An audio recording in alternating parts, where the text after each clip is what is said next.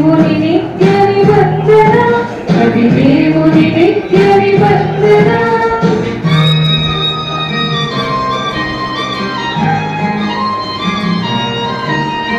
ధర్మశాస్త్రములు చెరలోన పాపపు బందీలెవరైనా క్రీస్తునందే విమోచన, అది దేవుని సముచిత దీవెన.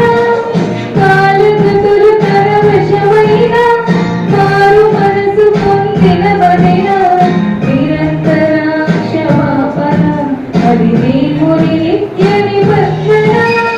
నేను పరిశుద్ధులను కొత్తగా జన్మించాను, క్రీస్తునందు స్వాస్థ్యమయ్యాను, శాశ్వతమగు జీవము పొందాను.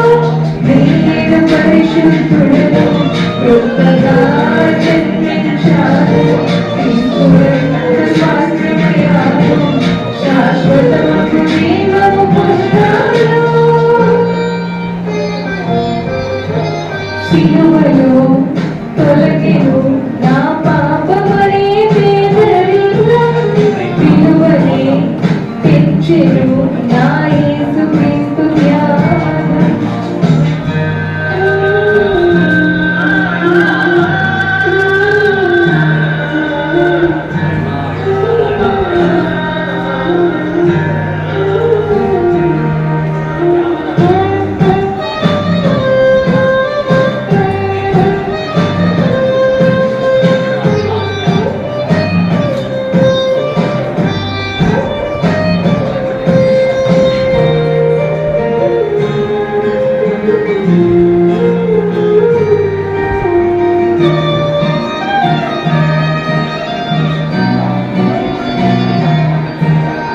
పాపమైన అపరాధమైన చచ్చిపడిన స్థితిలోన నా శాపమునే పొందిన నా ప్రభువుకు కృత